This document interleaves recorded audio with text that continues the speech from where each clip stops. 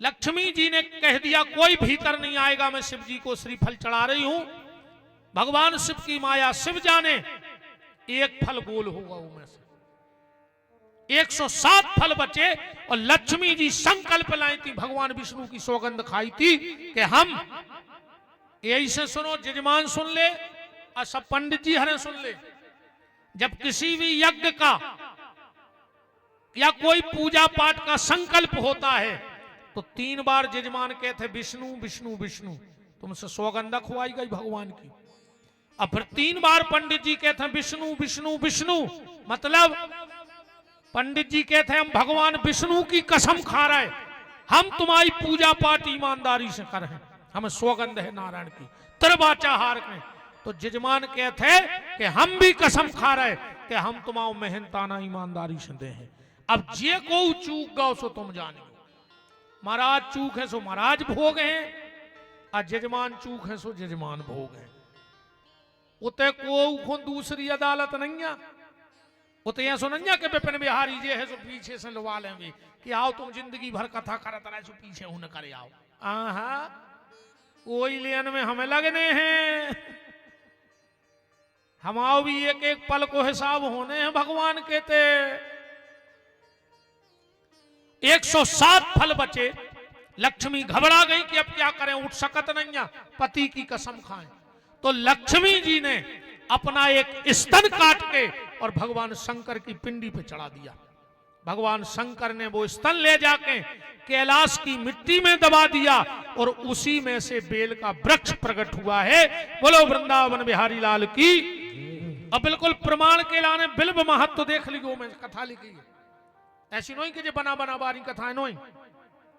बिल्ब महत्व पढ़ना, जिनको संशय हो वो इस कथा को उसमें देख सकते हैं। अब भगवान शंकर को बेलपत्र कैसे चढ़ाना चाहिए और जल कैसे चढ़ाओ चाहिए, कल मैंने कहा था भगवान शंकर को जब भी जल चढ़ाने जाओ तो सीधा पिंडी पे जल नहीं चढ़ाने, 3 बार जल पहले जलेरी पे चढ़ाने हैं।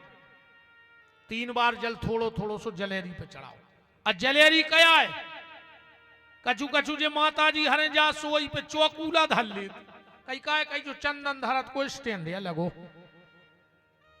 कछु अगरबत्ती जला दे तो वही पे कछु दिया ही जलाया। ऐसा मत किया करो, ये महापाप है। तो 3 बार जल पहले जलेरी पे और फिर शंकर जी को चढ़ाओ, फिर देखियो तुम शंकर जी की कृपा। और बेलपत्र मैंने बताया था ना कि सीधा बेलपत्र शिव जी की पिंडी पे नहीं चढ़ाया जाता। इसी ग्रंथ में लिखा है बाण लिंगम चलोह लिंगे सिद्ध लिंगे स्वयं भवीना चंडकारा अधिकारा भवेद।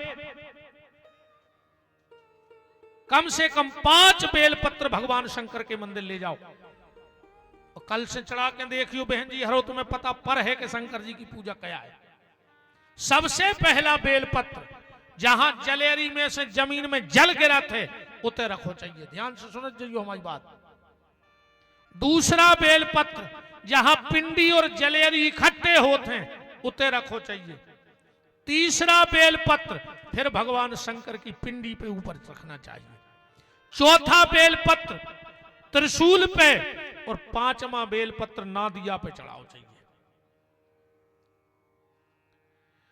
11:48, ध्यान से सुनना, 11:48 से 12:12 के बीच में ऐसे 5 पत्ता शंकर जी को चढ़ाने लगो।